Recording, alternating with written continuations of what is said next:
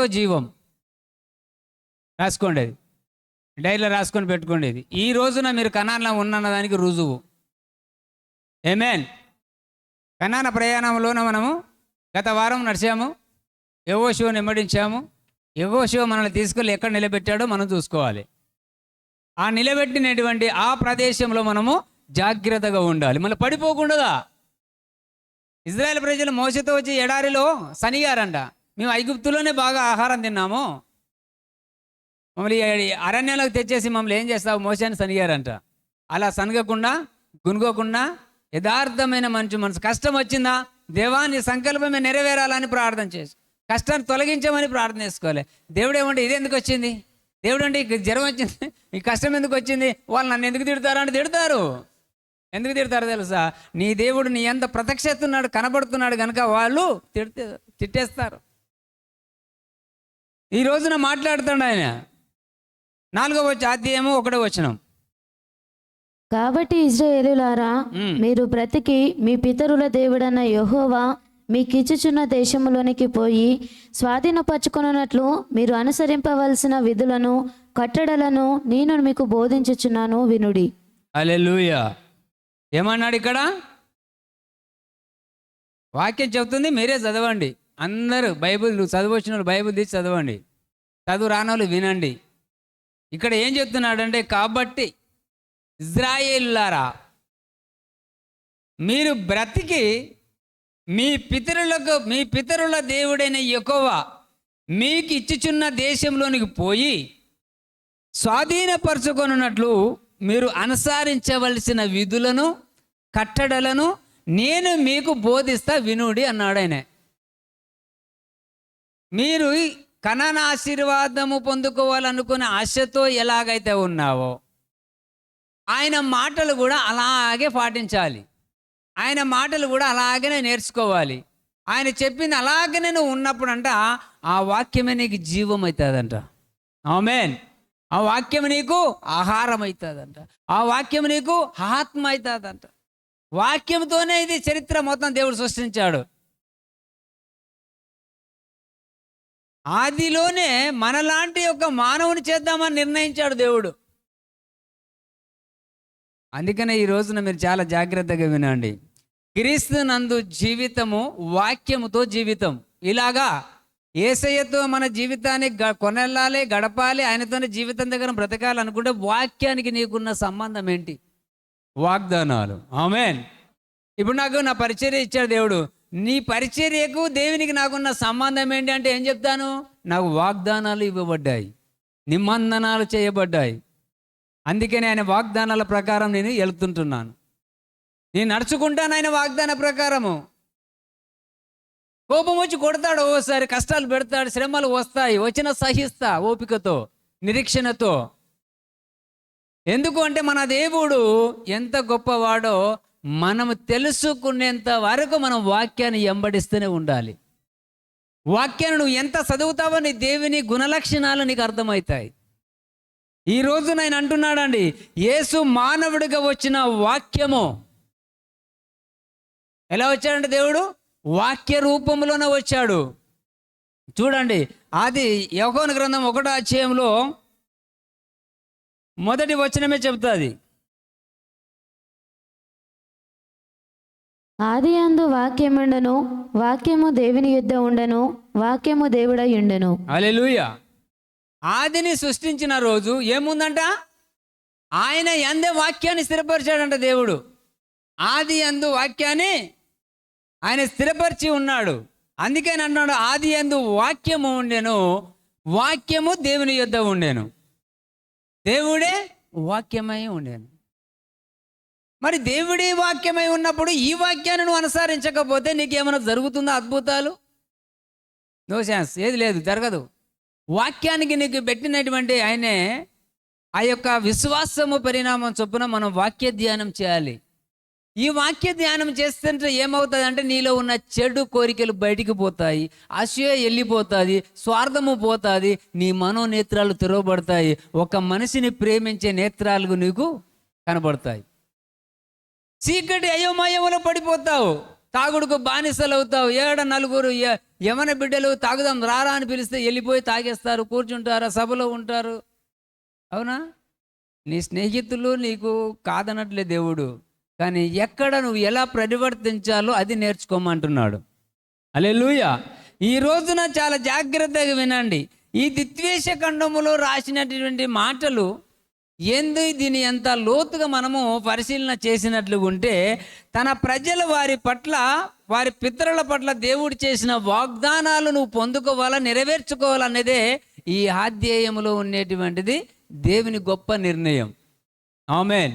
ఈ నిర్ణయ ప్రకారము ఎవరు కట్టబడుతున్నారు, ఎవరు ముందుకు వెళ్ళాలి, ఎదగాలి అనుకుంటున్నారు. ఈ రోజున ఆయన అంటున్నాడు, వాక్యముతో జీవము అని చెప్పినటువంటి నంబర్ 1.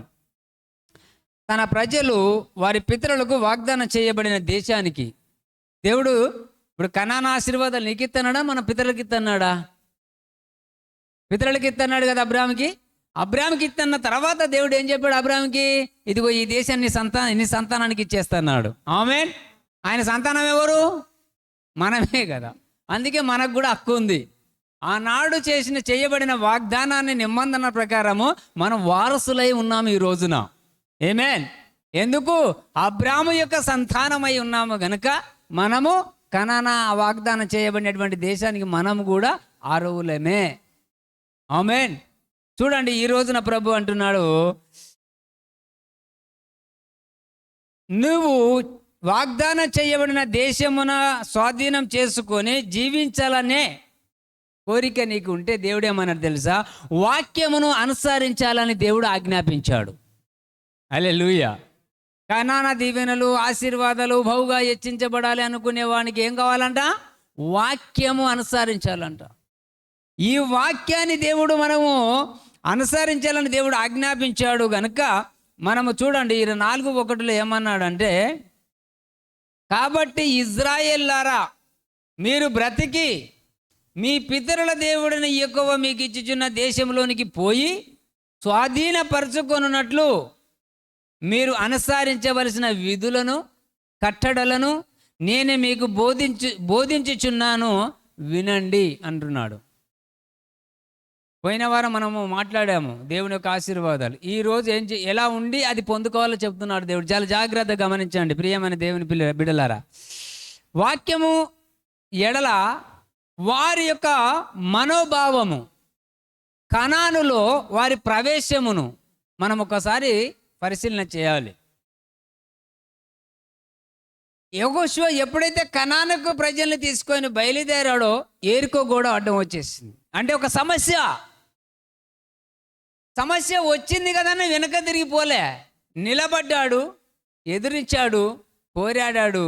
దేవుడు ఆ యొక్క ధైర్యాన్ని, యెహోషువకునేటువంటి ఆ విశ్వాసాన్ని, ఆ నమ్మకాన్ని చూసి ఎరికో గోడను దేవుడు కూల్చేశాడు. వీళ్ళు కేకలేసి బుర్రలు ఉత్తని కూలిపో గోడలు పోతాయా? కానీ వారి విశ్వాసానికి దేవుడు ఇచ్చినటువంటి ప్రతిఫలము ఎరికో గోడను దేవుడు కూల్చేసి తన ప్రవేశ ద్వారాన్ని తెరిచాడు. ఆమేన్. అలాంటి ద్వారాలు మీకు తెరవాలనుకుంటున్నాం. దేవుని యొక్క చిత్తంలో మేము ఎదగాలనుకుంటున్నామని మీ మనసు తత్వంలో, మీ ఆలోచనలో ఉన్నట్లు ఉంటే దేవుని వాక్యాన్ని అనుసరించండి ఈ రోజు నుంచి. హల్లెలూయా. ప్రియమైన దేవుని బిడ్డలారా, ప్రభువు చెప్తున్నాడు ఏంటంటే, ఆయన యొక్క వాక్యము నిన్ను ఎలా ఆశీర్వదించాలో నిర్ణయిస్తుందంట. ఆయన వాక్యము నిన్ను ఆశీర్వదించాలా, నిన్ను స్వస్థపరచాలా, నిన్ను గొప్పవాడిగా చేయాలా, వాక్యమే నీకు నిర్ణయం చేస్తుందంట. ఈ రోజున మీరు చాలా జాగ్రత్తగా వినండి. క్రీస్తు నింపబడిన జీవితము తప్పక మన జీవితం ఉండాలి. క్రీస్తు దేంతో నింపబడ్డాడు? ఆత్మతోను తండ్రి యొక్క మాటలైన వాక్యంతో నింపబడ్డాడు. హల్లెలూయా. దేనితోనైతే నింపబడ్డాడో దాన్నే మనకు పంచాడు ఆయన. ఇప్పుడు నీలో ఏదైతే రగులుతూ ఉంది అది నువ్వు ఇంకొకరికి పంచగలుగుతావు. విశ్వాసం, నమ్మకం, ప్రార్థన, అవునా, వాక్య ధ్యానం, ఏది నీలో రగులుతుందో ఇంకొకరికి అదే రగిలేటట్టు చేస్తావు. కానీ నీలో రగులేది అవిశ్వాసము, అసూయ, స్వార్థము, ఇవే అక్కడ బయటికి వెళ్తాయి. ఇది ఇంకా కనబడనీకి దీనికి రుజువేములు కనబడవు. వాళ్ళు మాట్లాడే విధానాన్ని అర్థమవుతుంది అక్కడ ప్రజలకి. అయితే ఇక్కడ దేవుడు ఏమంటున్నాడంటే క్రీస్తుతోనున్న జీవితం అట తప్పగా వాక్యంతో నింపబడాలంట. వాక్యంతో నింపబడిన జీవితము, రక్షణ వాక్యమును వినినప్పుడు మనము చూడండి, వాక్యంతో నింపబడినప్పుడు ఎవరన్నా మంచి సాక్ష్యం చెప్తున్నారు, ఒక అద్భుతం జరిగించిన దేవుడు అని చెప్తున్నాడంటే ఈ రక్షణ పొందినటువంటి హృదయం అంట ఉప్పొంగిపోతుందంట, సంతోషిస్తాడంట. ఎందుకు? వాక్యము అతని ఆశీర్వదించింది కనుక. వాక్యం అతనికి ఏదో ఒకటి దేవుడు చేయాలని నిర్ణయించింది వాక్యము. ఈ వాక్య ప్రకారంగా రక్షణ వాక్యం వినినప్పుడు రక్షణకు అవసరమైన విశ్వాసము ఒక వరంగా నీకు అనుగ్రహించబడుతుందంట. ఆమేన్, హల్లెలూయా. ఇక్కడ దేవుని యొక్క చిత్తము ఎలా ఉంది, మన ఇష్టాలు ఎలా నెరవేర్చుకుంటున్నాం, ఇది దేవునికి ఇష్టంగానే కావు. ఏది అయినా దేవునికి ఇష్టమే నెరవేరాలి. ఈ రోజున ప్రభు అంటున్నాడు, అందుకనే విశ్వాసం ఒక వరముగా నీకు అనుగ్రహించబడింది అని దేవుడు చెప్పాడు. ఎఫెసీయులకు రాసిన పత్రిక 2వ అధ్యాయము 8వ వచనంలో ఒక మాట ఉంటుంది.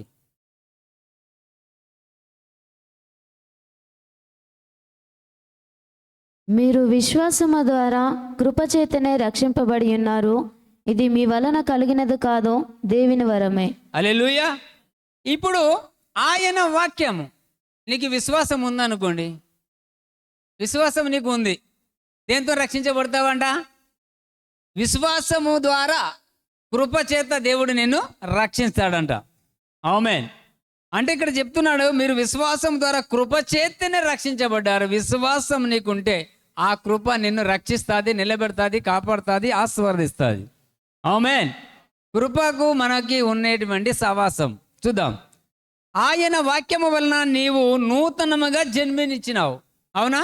కొత్తగా మనము యేసులోనికి నూతన జన్మ.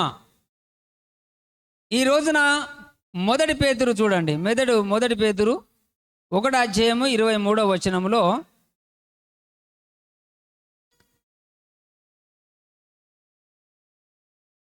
కమాండ్ ఉన్నాయి. మొదటి పేతురు 1వ అధ్యాయం 23వ వచనం కమాండ్ ఉన్నాయా? ఏలయనగా సర్వ శరీరులు గడ్డిని పోలిన వారు, వారి అందమంతయు గడ్డి పువ్వు వలె ఉన్నది. దేవుడు ఏం చెప్తున్నాడు తెలుసా? సర్వ శరీరులు గడ్డిని పోలిన వారు అంటే గడ్డి ఎండ కొడితే ఏమైపోతుందమ్మా? కొంచెం వేడి తగిలితే వాడిపోతుంది, దాన్ని కొంచెం చల్లదనంగా వర్షము పడితే మకమకలాడుతుంది. అంటే సర్వ శరీరులు గడ్డిని పోలిన వారై ఉన్నారు. అవునా? గడ్డి ఎండును, దాని పువ్వు వాడి పువ్వు. కానీ ఇక్కడ దేవుడు ఏమంటున్నాడు? ఆయన వాక్యము ఆత్మ మరి జీవము. హల్లెలూయా. ఇప్పుడు యేసుక్రీస్తును లేపిన వారి ఆత్మ అన్నాడు రోమీయులకు రాసిన పత్రికలో. క్రీస్తు యేసును లేపిన వారి ఆత్మ మీలో నివసించిన ఎడల మీరు ఆత్మ సంబంధమైన మనుషులే కదా, శరీరము కాదు కదా. శరీరానుసారించి శరీరానికి సంబంధించిన మనుషులు కాదు, ఆత్మకు సంబంధించిన వాళ్ళని చెప్పాడు పౌలు. అయితే ఈరోజు ఆయన ఒక మాట, యోహాను గ్రంథము 6వ అధ్యాయము 63వ వచనం. ఆత్మయే జీవింపజేయుచున్నది, శరీరము కేవలము నిష్ప్రయోజనము. ఆత్మ ఏం చేస్తుందట? జీవింపజేస్తుంది. శరీరము కేవలం నిష్ప్రయోజనం, దాంతోనే ఏం ఫలితం లేదు. నేను మీతో చెప్పి ఉన్న చాలు చాలు. శరీరము దేవుడు తన ఆత్మ కొరకు తయారు చేసుకున్నాడు. గుర్తుపెట్టండి, దేవుడి కొరకి ఆత్మ నీలో నివాసం చేయాలని ఒక శరీరాన్ని దేవుడు తయారు చేశాడంట.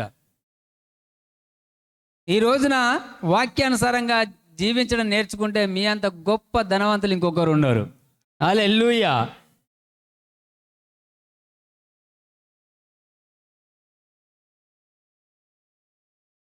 దేవుని వాక్యమును విని దానికి లోబడినప్పుడు, అవునా, దేవుని వాక్యం విని దానికి లోబడినప్పుడు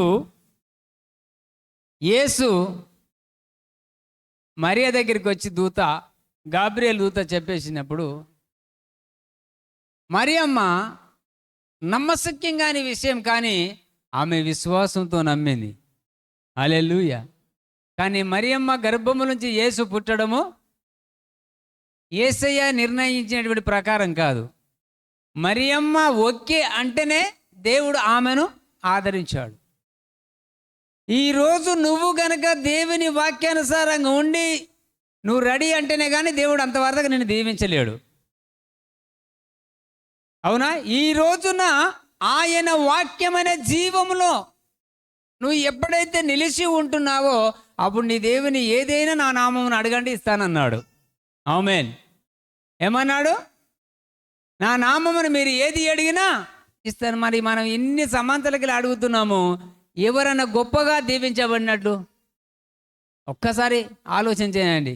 ఎందుకు అంటే ఆయన చిత్తానుసారంగా మనం అడగతలేదు, మన ఇష్టానుసారంగా అడుగుతున్నాము.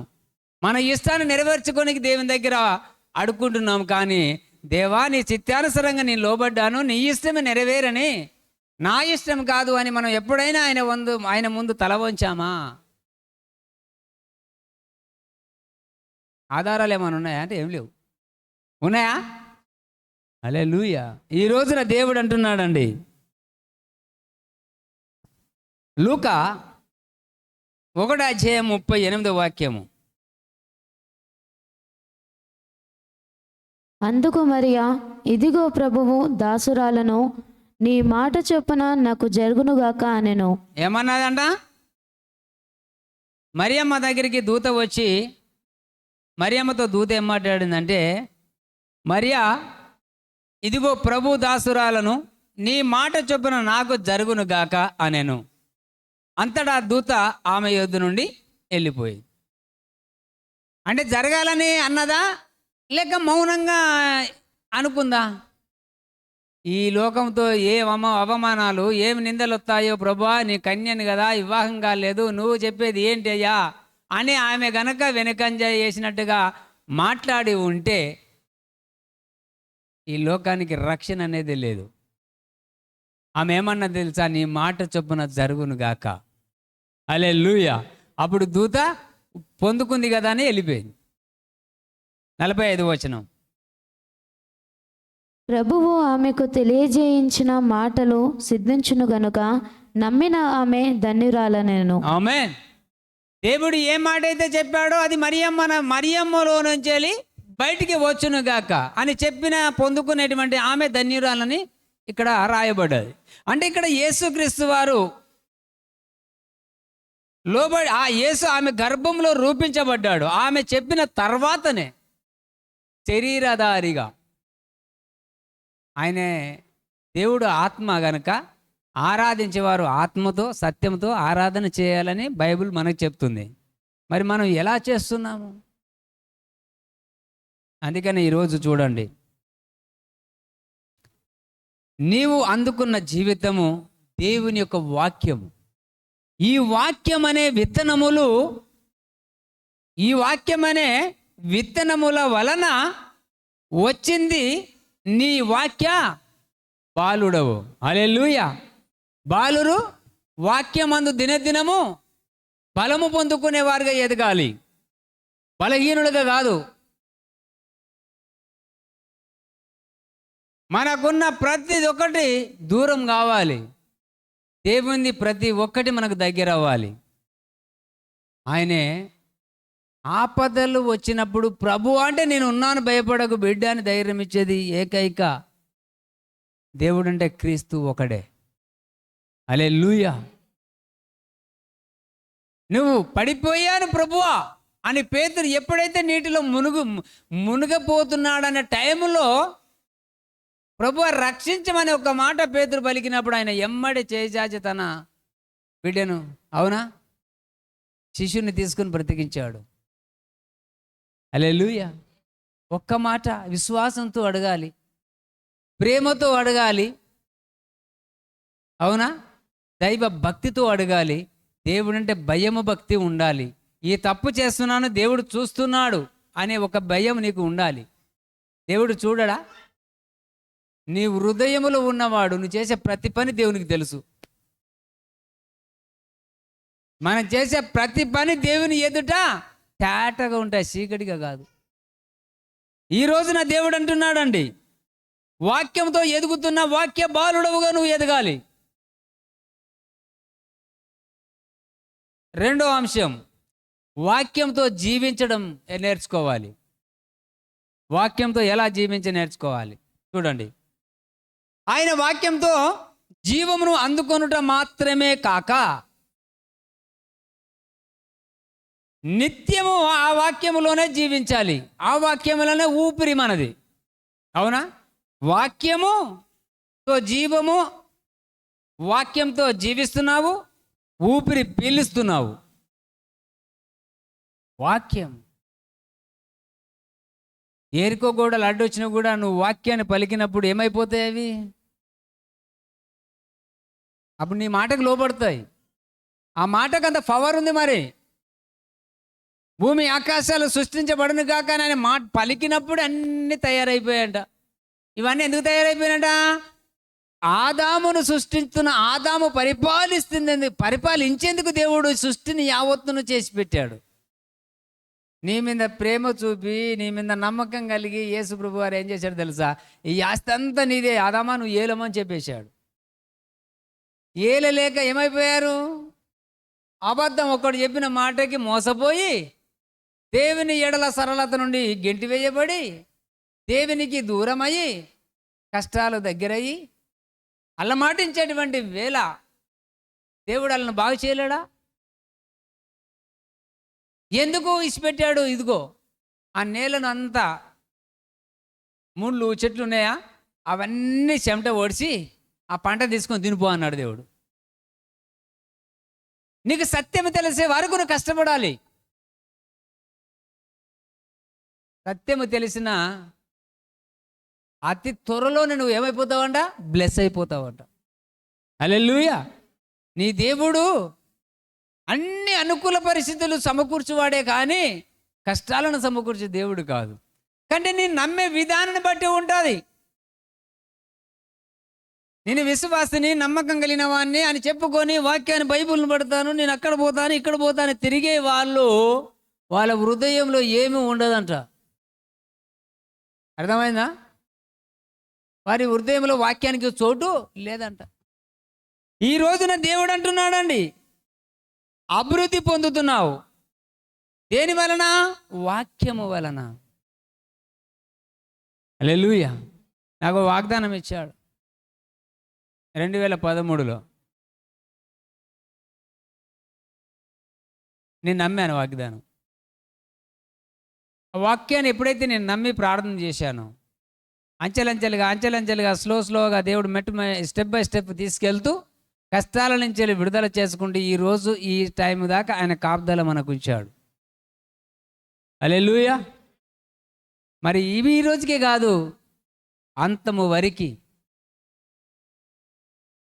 ఎందుకంటే మనము దేవునిలో అంచెలంచెలుగా అభివృద్ధి చెందాలి. ఈ రోజున దేవుడు అంటున్నాడండి, ఆయన వాక్యమునందు ఆనందిస్తున్నాము. అరణ్యంలో ఇజ్రాయేలీలు దేని మూలంగా వాళ్ళు బ్రతికారు? రొట్టె వలన కాదే, దేవుని మాట వలన మన్నాన కురిపించబడింది. హల్లెలూయా. వీరు తయారు చేసినటువంటి రొట్టె వలన జీవించలా. వారు మోషేకి చెప్పారు, మోషే దేవుడికి చెప్పాడు, దేవుడు మన్నా కురిపించాడు. ఆమేన్. హల్లెలూయా. ఈ రోజున మరి ఆ మన్నకు బదులు ఏమిచ్చాడు యేసు? నా శరీరము నా రక్తముగా త్రాగండి అని మనకు ప్రభు బల్లనిచ్చాడు.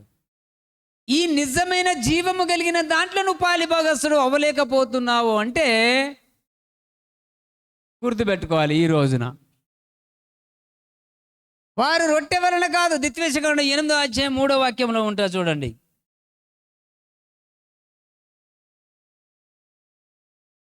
ఆహారము వలననే గాక యెహోవా సెలవిచ్చిన ప్రతి మాట వలన నరులు బ్రతుకుదురని నీకు తెలియచేయుటకు ఆయన నిన్ను అణిచి నీకు ఆకలి కలుగజేసి నీవే గాని నీ పితరులే గాని ఎన్నడెరుగని మన్నతో నిన్ను పోషించెను. హల్లెలూయా.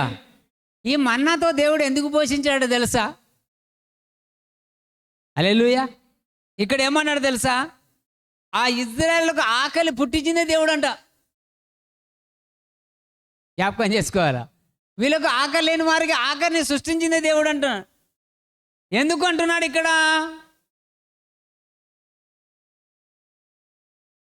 చూడండి, ఆకారము వలననే గాక యెహోవా సెలవిచ్చిన ప్రతి మాట వలన నరులు బ్రతుకుదురని నీకు తెలియజేయుటకు ఆయన నిన్ను ఆనించి నీకు ఆకలి కలగజేసి నీవే గాని నీ పితరులు గాని ఎన్నడు ఎరగని మన్నతో నిన్ను పోషించాను. నిన్ను పరీక్షించే నీకంట ఆకలి పుట్టించింది దేవుడు. ఆకలిలో నువ్వు కోపంతో ఏదేదో మాట్లాడతావు కదా. నీలో ఉన్న విశ్వాసాన్ని తెలుసుకోనికంట దేవుడు ఇజ్రాయేలుల కంట ఆకలిని సృష్టించాడంట. పితరులు కానీ ఎన్నడూ ఎవరు తినని భోజనంతో వాళ్ళకు మన్నాతో దేవుడు భోజనం పెట్టాడంట. హల్లెలూయా. ఎన్ని రోజులు పెట్టాడంట? 40 సంవత్సరాలు,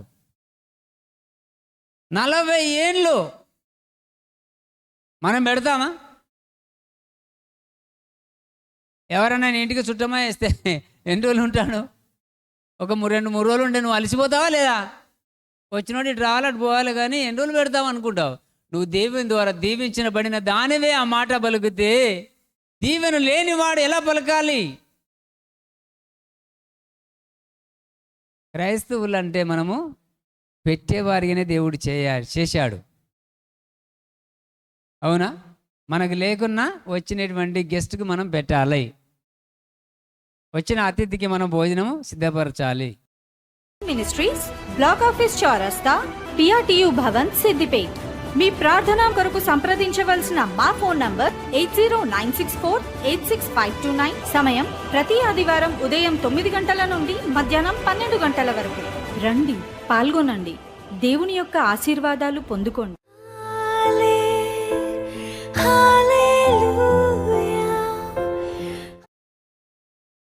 రోజులు 40 రాత్రులు మోసి తినకుండా ఆహారం లేకుండా కొండ మీద ప్రార్థన లేడా? దేని ద్వారా జీవించాడు? నీతిమంతుడు విశ్వాసం కలిగి ఉన్నాడు గనక విశ్వాసం వలనే జీవించారు. ఆ విశ్వాసం కలిగిన అబ్రాహాముకు కూడా నీతిమంతుడని ఎంచబడ్డాది. ఈ రోజున మీరు చాలా జాగ్రత్తగా వినండి. హెబ్రీయులకు రాసిన పత్రిక 2వ అధ్యాయం 4వ వాక్యం. అప్పుడు దేవుడు ఏం చేస్తున్నాడో చూడండి.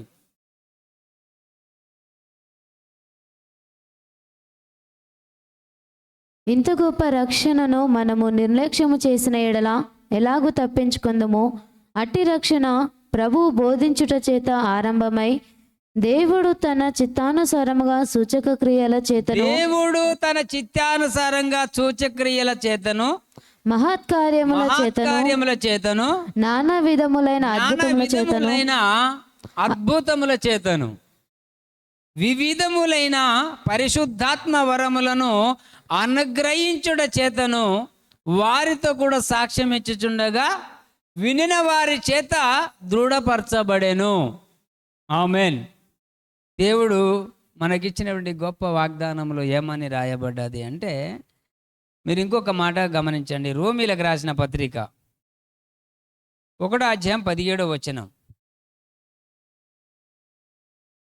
ఎందుకనినా నీతిమంతుడు విశ్వాసమూలముగా జీవించునని వ్రాయబడిన ప్రకారము విశ్వాసమూలముగా అంతకంతకు విశ్వాసము కలుగునట్లు దేవుని నీతి దాని యందు బయలుపరచబడుచున్నది. దేవుని నీతి దేని యందు బయటకు వస్తుందంట? విశ్వాసము వలన దేవుని నీతి బయటకు వస్తుందంట. విశ్వాసం అనే దాని యందే దేవుని నీతి ఏర్పరచబడుతుందంట. హల్లెలూయా. మరి విశ్వాసానికి ఉన్నటువంటి ప్రాముఖ్యం అంత గొప్ప పేరు మరి, అవునా? ఒక సేనాధిపతి వచ్చి, ప్రభువా నా దాసుడు పక్షవాయుతో మంచాన పడి ఉన్నాడంటే యేసయ్యమన్నాడు, నేను వచ్చి నీ దాసుని స్వస్థపడతాను పామన్నాడు. అంటే ఏమన్నాడు ఆ దాసుడు? ఆ సేనాధిపతి ఏమన్నాడు? ప్రభువా నీ మాట చాలయ్యా, నువ్వు నా ఇంటికి రావాలంటే ఎవడివాన్ని? అవునా? అంత అర్హత లేకుండాటువంటి ఒక సేనాధిపతి దేనికోసం ఆశపడ్డాడు? మాట కొరకి. అదే మాట దేవుడు వాక్య రూపంగా మనకి ఇచ్చాడు. వాక్యమే ఆయన మాట. ఈ రోజున దేవుడు అంటున్నాడు, గలతీలకు రాసిన పత్రిక 3:11,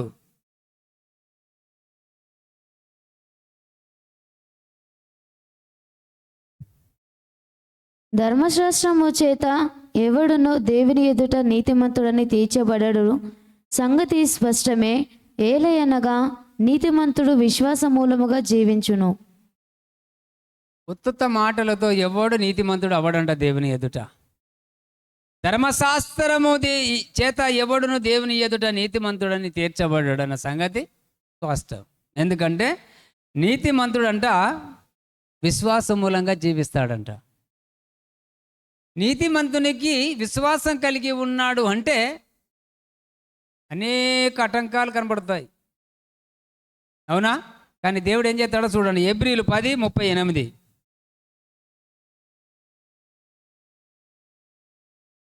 నా ఎదుట నీతిమంతుడైన వాడు నా ఎదుట నీతిమంతుడైన వాడు, జాగ్రత్తగా వినండి, నా ఎదుట నీతిమంతుడైన వాడు విశ్వాస మూలముగా జీవించును గాని, నీతిమంతుడైన వాడు విశ్వాస మూలంగా జీవించును గాని అతడు వెనుకకు తీసిన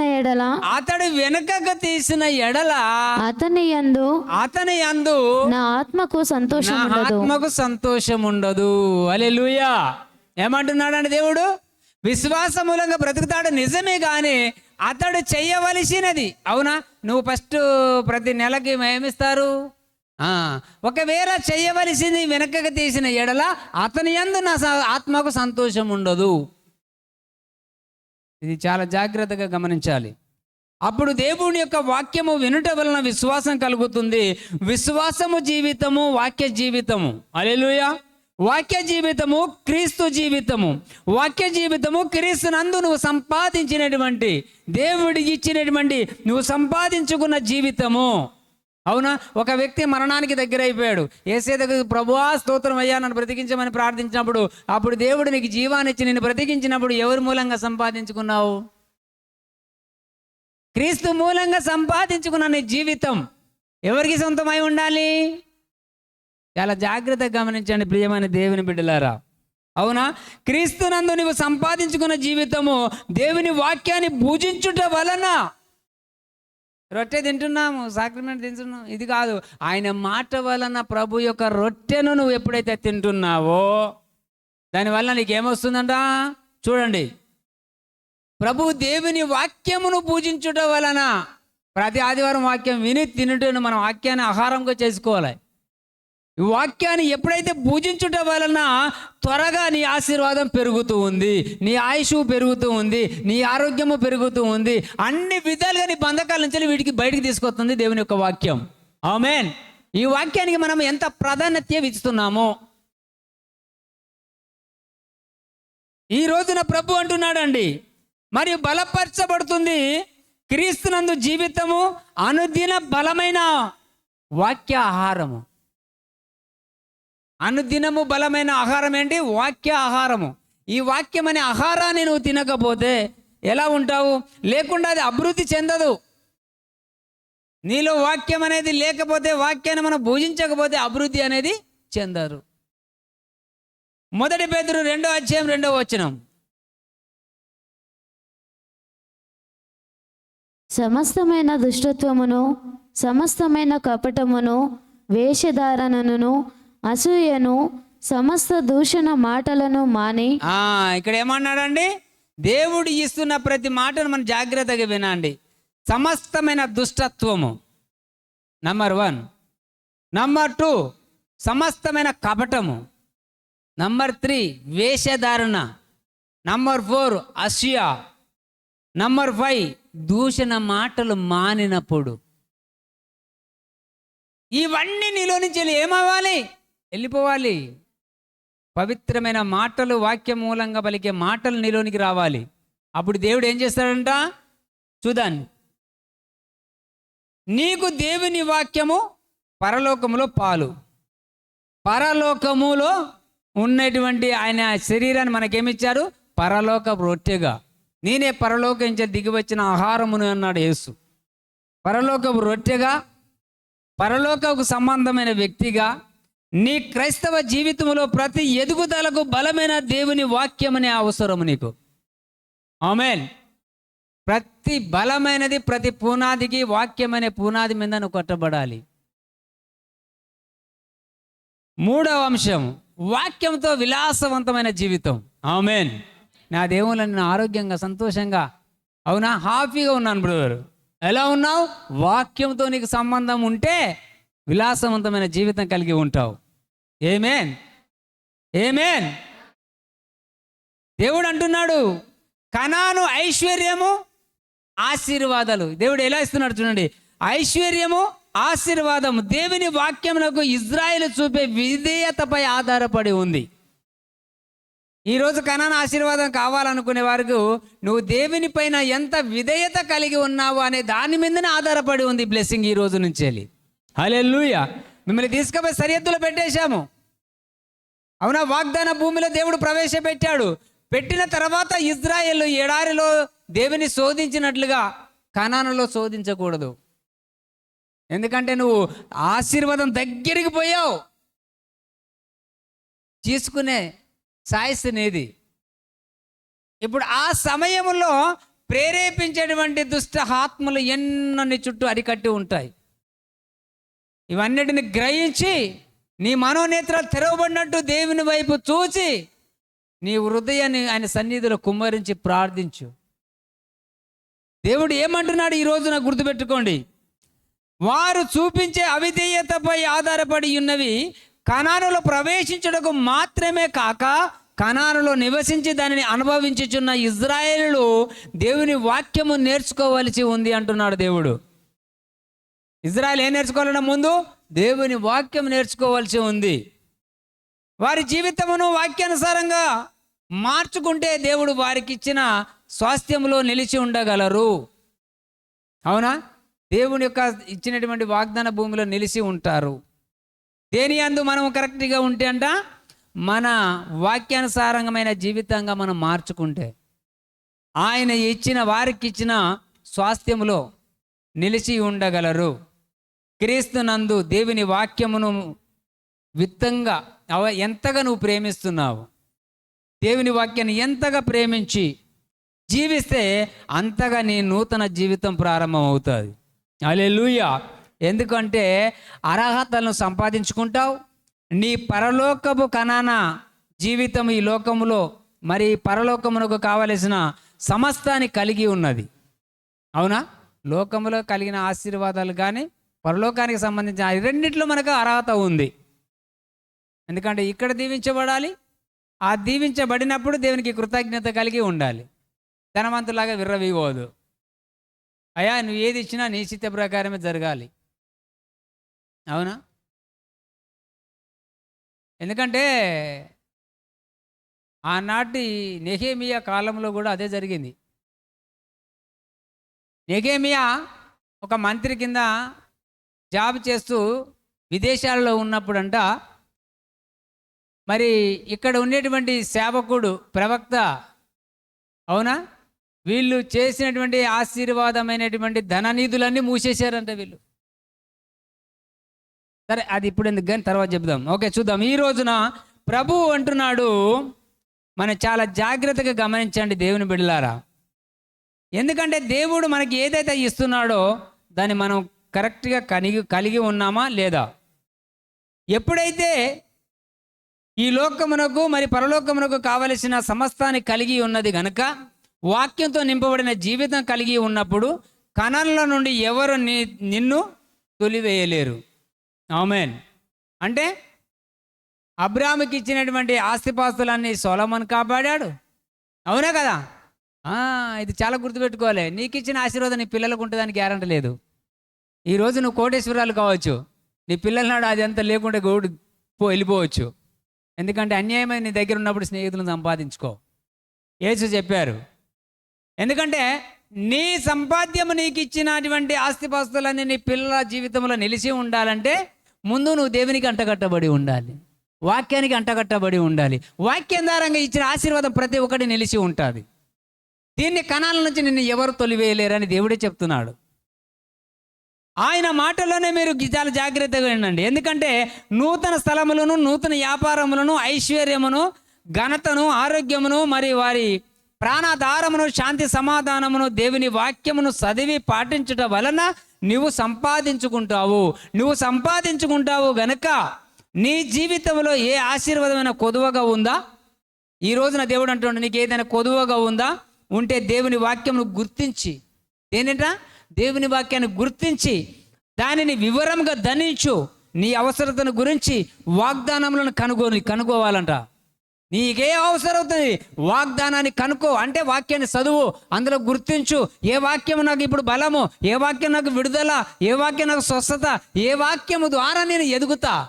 వాక్యాన్ని గుర్తించు, మొదట దాని యందు ధ్వనించు, తర్వాత ప్రార్థించు. దేవుడు ఆ 3 విధాలుగా ఇచ్చినటువంటి మాటలను ఆలకిస్తాడు. ఆమేన్, హల్లెలూయా. అప్పుడు దేవుడు ఏమంటున్నాడండి, చాలా జాగ్రత్తగా వినండి. నీకు దేవుని వాక్యమే దేవుని ఆశీర్వాదము తెచ్చే దేవుని వాహనము. ఎవరు? వాక్యము, దేవుని యొక్క పరిశుద్ధాత్మ. ఆ యొక్క పరిశుద్ధాత్మ కలిగినటువంటి దేవుడు దేవుని ఆశీర్వాదాలన్నీ మనకి ఇచ్చేటప్పుడు అంట ఆయన వాక్యం ఒక వాహనంగా వెళ్ళిపోతుందంట. ఆమేన్. అప్పుడు అబ్రాహాముతో అంటాడు దేవుడు, అవునా? అబ్రాహాముకి ఏమంటాడు? ఆదికాండం 15లో అంటాడు ఆయన, అబ్రామా భయపడకు, నేను నీకు కేడము. దావీదుతో ఏమంటాడు? ఎవరి పేరు పెట్టి నువ్వు ప్రార్థిస్తావో నా వాక్యం అంత వేగంగా పరిగెడుతుంది, వారు పడిన గుంతల నుంచి లేవనెత్తుతుంది. అంటే ఆయన వాహనం ఎంత వేగంగా వెళ్తుంది గమనించండి. దేవుని వాక్యానికి ఉన్న శక్తి సామర్థ్యం ఇంకొక దానికి లేదు. అందుకే ఆయన అన్నాడు, అవునా, అగ్ని, అవునా, గంధకముల కన్నా సల్లార్పేదే వాక్యము, 2 అంచెల ఖడ్గము కంటే బలమైనదే వాక్యము. ఈ వాక్యానికి అంత సామర్థ్యం ఉంది కనుక వాక్యానికి అనే ఒక బంధము మనల్ని కలిపాడు దేవుడు. అవునా? వాక్యానికి మనకి ఏం చేశాడు దేవుడు? దగ్గర చేసుకొచ్చాడు. ఈ రోజున మీరు చాలా జాగ్రత్తగా వినండి. ఎందుకంటే దేవుడు చెప్తున్నటువంటి మాట వాక్యంతో వెలుగు. 4వ అంశం, వాక్యంతో వెలుగు. అవునా?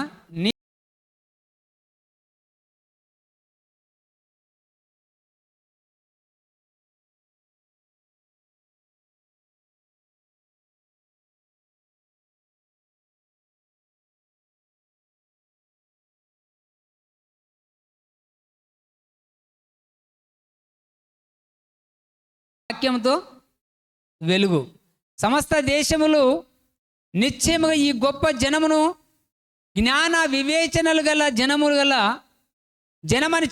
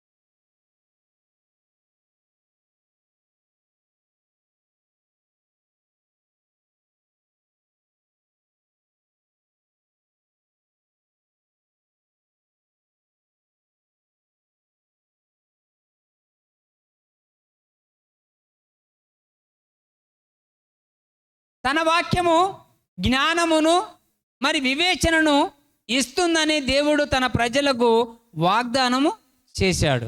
హల్లెలూయా. చేశాడా లేదా? చేశాడు. ద్వితీయోపదేశకాండం 4వ అధ్యాయం 6వ వచనంలో ఆయన వాగ్దానం చేశాడు. నేను చెప్పే మాటలు జాగ్రత్తగా వినమని చెప్పాడు. తర్వాత ఇక్కడ వాగ్దానం చేశాడు. ఏంది? ఈ కట్టడలన్నిటినీ ఈ రోజు మీకు ఏదైతే బోధించబడుతుందో ఈ కట్టడలన్నిటినీ గైకొని అనుసరింపవలెను. వాటిని గూర్చి విను జనముల దృష్టికి అదే మీకు జ్ఞానము. నువ్వు ఎప్పుడైతే ఈ రోజు మీకు బోధించబడినని మీరు పాటిస్తారో, మీరు దాన్ని ఫాలో అవుతారో, ఎక్కడ దేవుడు ఏమని పిలుస్తున్నాడు? మీరు అనుసరించిన వాటిని గురించి వినే జనుల దృష్టికి ఏంటిదంటే ఇది అదే మీకు అదే జ్ఞానము. మీకు జ్ఞానము. హల్లెలూయా.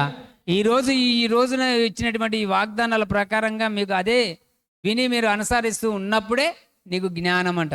రెండవది, అదే మీకు వివేకము. అదే మీకు వివేకము. అవునా? అదే మీకు జనముల దృష్టికి ఈ గొప్ప జనముగా దేవుడు ఏదైతే మనకు చెప్తున్నాడో అదే మీకు వివేకము. వారు చూసి నిశ్చయముగా ఈ గొప్ప జనము జ్ఞాన వివేచనలు గల జనమని చెప్పుకుంటారు. ప్రజలు ఏం చెప్పుకుంటారంట? వీళ్ళు గొప్ప ప్రజలయ్యా, జ్ఞానము వివేచనలు కలిగిన వారు. అవునా?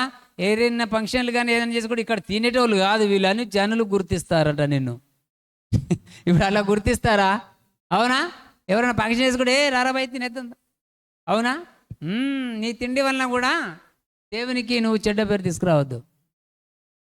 ఇక్కడ దేవుడు చెప్తున్నాడు ఈ రోజున, చాలా జాగ్రత్తగా గమనించండి ప్రియమైన దేవుని బిడ్డలారా. దేవుడు ఏమన్నాడంటే, నిజానికి ఇజ్రాయేలుల జ్ఞానము, అవునా, నైపుణ్యము ప్రపంచం అంతటి చేత ఎల్లప్పుడూ గొప్పగా మెచ్చుకొనబడిన కలిగి ఉండాలని ఆశించినటువంటిది మనకు దేవుడు ఇచ్చినటువంటి జ్ఞానం. ఇక్కడ మీరు ఒక మాట గుర్తుపెట్టుకోవాలి. యోషబ్, దావీద్, సొలొమోన్, దానియేలు ఈ నలుగురు ప్రవక్తలను గమనించండి. యోషబ్ అన్నదమ్ముల నుంచి తన సొంత తోబుట్టు వాళ్ళు అమ్మేసుకున్నారు. కానీ తిరగబల్ల ఏమైపోయాడు? లోబడ్డాడు. రెండవది దావీదు, సౌలు తరినాకో ఉరికాడు కానీ తిరగబల్ల. హల్లెలూయా. సొలొమోన్ ఈ తండ్రికి ఇచ్చిన రాజ్యంలో ఈ ప్రజలందరి కాపాడుకుంటున్న జ్ఞానం అడిగాడు. దేవుడు జ్ఞానం ఇచ్చాడు, జ్ఞానంతో పరిపాలించాడు. దానియేలు రాజుకు వచ్చిన కళాభావం చెప్పేటప్పుడు అక్కడ ఉండేటువంటి అందరిని నాశనం చేస్తానని రాజు ఒక కంకణం కట్టుకున్నప్పుడు దానియేలు వివేచన కలిగిన ఆలోచన వచ్చి రాజు దగ్గరికి వెళ్ళి, నాకు సమయం ఇవ్వు ప్రభువా అని చెప్పి ఆ సమయాన్ని తీసుకొని ఆ రాత్రి అందే రాజుకు చెప్పినది, దేవుడు ఏ దర్శనాలు అయితే రాజుకు కలిగినేవో దానియేలు జ్ఞానముతో ఆలోచించి అది దేవుని ద్వారా పొందుకొని మళ్ళీ రాజుకు చెప్పి తన ప్రజల్ని అందరిని అక్కడ కాపాడగలిగాడు. హల్లెలూయా. దీని ఏమంటారు? జ్ఞాన వివేచన కలిగినటువంటి దానియేల్ సింహాలకు పోయినప్పుడు ప్రార్థించాడు, ప్రభువా ఇక్కడ నేను ఉండుట, ఈ దినమందే ఇక్కడ నేనుండుట బహు సంతోషకరమని ఆనందించాడంట. ఈ సింహాలు నన్ను ఏం చేస్తాయో, నేను చనిపోతాను అని భయపడలేదంట. కానీ ఈ దినమందైనా నేను ఇక్కడ ఉండుట ఉత్సాహించవలసిన రోజు, ఆనందించవలసిన దినము అన్నాడు. దినం అంటే అర్థం ఏంటి? అవునా? ఈ దినము అని చెప్పి దానియేలు ప్రార్థించినప్పుడు దేవుని యొక్క ఆత్మ వచ్చాడ, సింహాల నోర్లు మూపించిందట. హల్లెలూయా. అంటే నీకేముంది? జ్ఞానము వివేచన చేసేటువంటి దేవుడిచ్చిన కృపావరము నీకు ఉంది గనక దేవుడు దానియేలును క్షేమంగా బయటికి తీసుకొచ్చాడు. ఒక రాజు దానియేలు కొరకి దానియేలు సింహంలో వేసినప్పుడు ఆ రాత్రి అంతా భోజనం చేయకుండా ఉపవాసం గడిపాడంట. అన్యజనుడైన ఒక రాజు ఎవరి కొరకి? భక్తిపరుడైన దానియేలు కొరకి. ఎందుకంత భక్తిని కనుగొన్నాడు ఈ రాజు అంటే దానియేలుకున్న మర్మము దేవుడిచ్చినటువంటి ఆత్మ ద్వారా మాట్లాడే మాటల్లోనే ఉంది ఆ శక్తి. అందుకని ఈరోజు మీరు చాలా జాగ్రత్తగా వినండి, జ్ఞానమును ఆలోచించండి. క్రీస్తునందు సొలొమోను జ్ఞానము కంటే గొప్పవాడు నీ జీవితంలో ప్రతిరోజు ప్రతి సవాలుకు అవసరమైన జ్ఞానం, వివేచన, నైపుణ్యంగా నీలో మార్చబడ్డాడు. హల్లెలూయా. ఎక్కడున్నాడు ఇప్పుడు సొలొమోను కంటే గొప్పవాడు? నీలో ఉన్నాడు. మరి నీలో ఉన్నవాని నువ్వు ఆలోచన చేయకపోతే ఎవరు ఆలోచన చేస్తారు? ఎవరు బ్లెస్ అవుతారు? అవునా? సొలొమోను కంటే గొప్పవాడు నీలో ఉన్నాడు, జ్ఞానవంతుడు. నీలో కలిగిన వాని మీరు ముందు గుర్తెరగండి. దేవుడు అంటున్నాడు ఈ రోజున మత్తయి 12:42 ఒక్కొక్కసారి సమస్య ఎలా వస్తా అంటే ఇలా వస్తా చూడండి.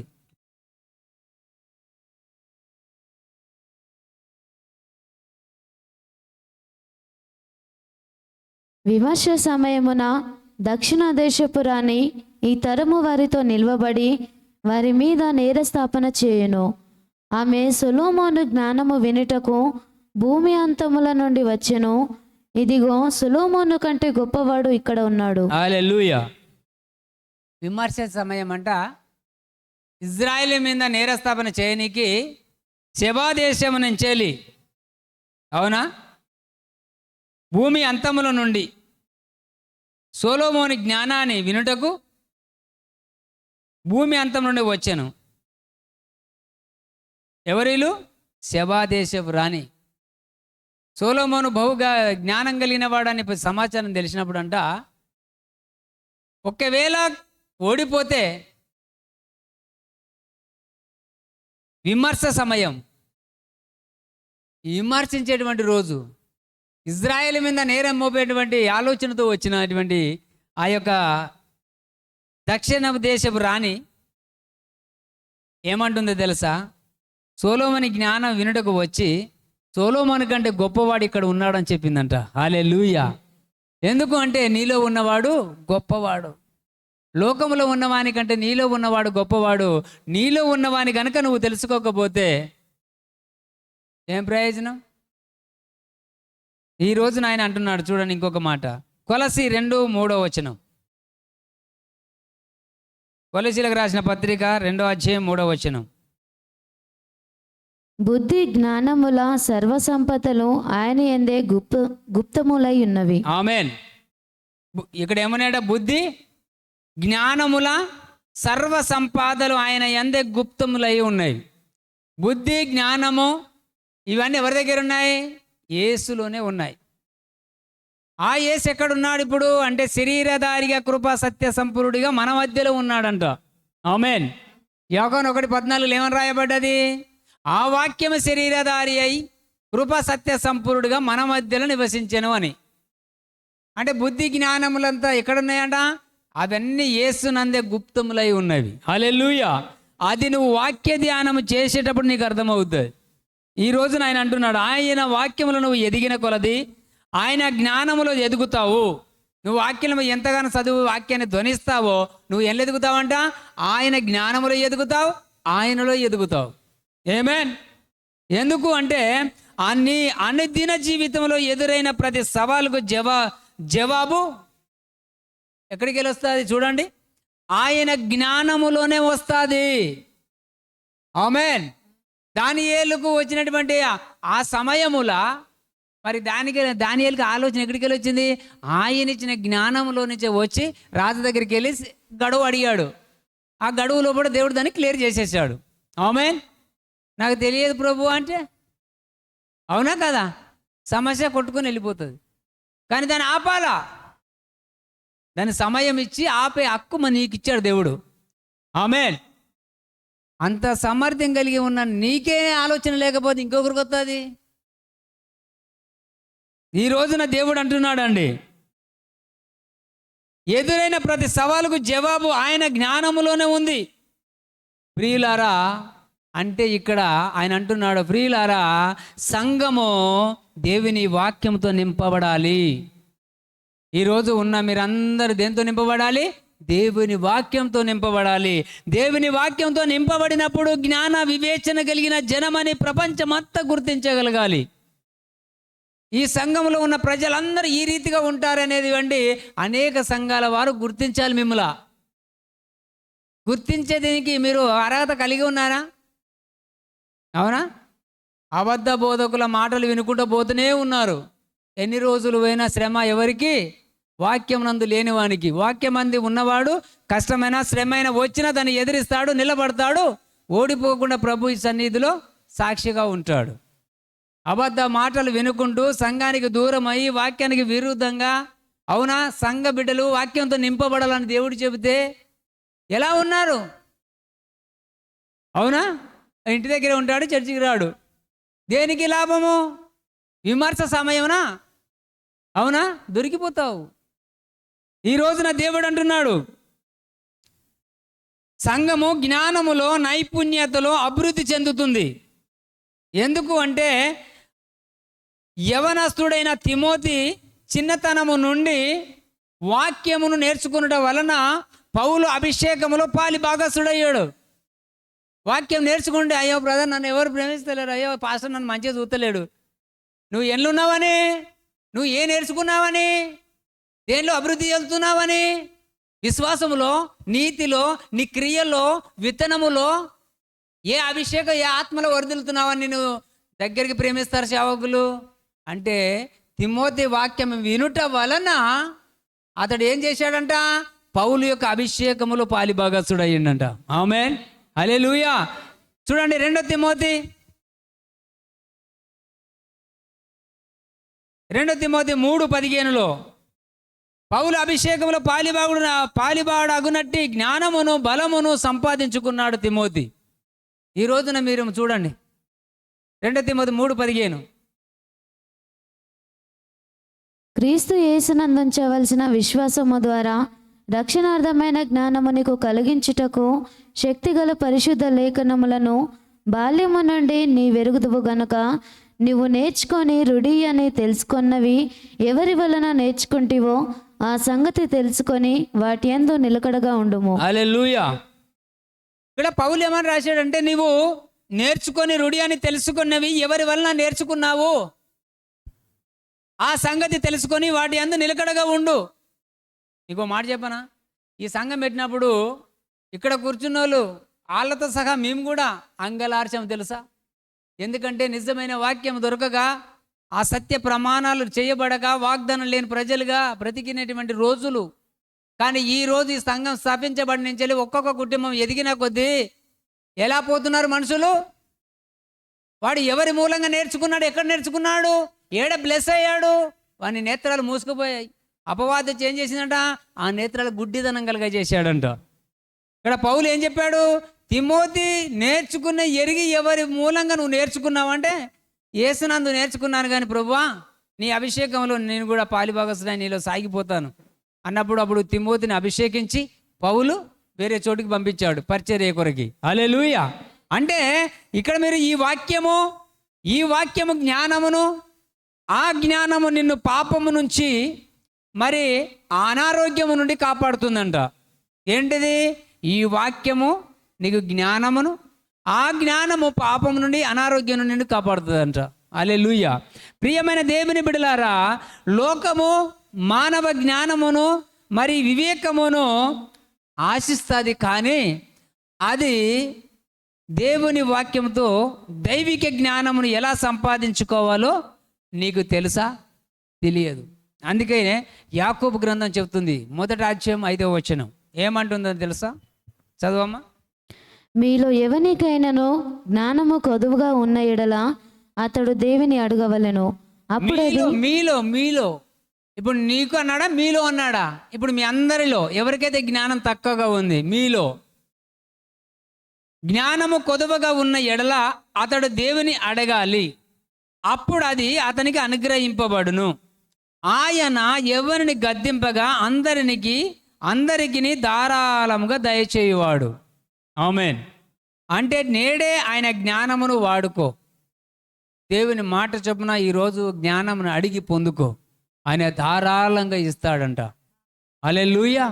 ఆయన అడిగిన ప్రతి వానికి ఇవ్వబడుతుంది. ఎక్కడా? ఆయన దైవ సన్నిధిలో ఉండి ఏదైతే కోరుతున్నావో దాని దేవుడు ఇవ్వనీకి సిద్ధంగా ఉన్నాడు. ఆమేన్. చప్పలు దేవుని మహిమపడదామా? అవునా, నీ చేతులు ఇచ్చింది ఎందుకు?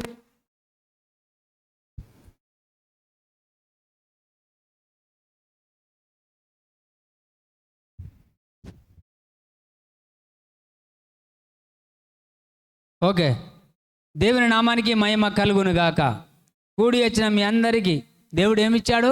వాగ్దానాలు, నిబంధనలు, ప్రవచనాలు యేసు నామములో ఇవన్నీ మీరు పొందుకుందురు గాక. లేచి నిలబడండి, ప్రభు నామాన్ని మహిమపడదాం. Thank you lord.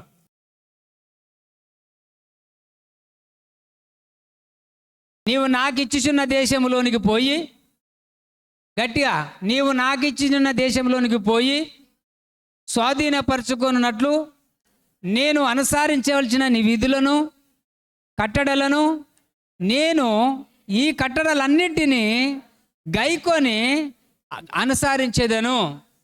జనముల దృష్టికి అదే నాకు జ్ఞానము, అదే నాకు వివేచనము.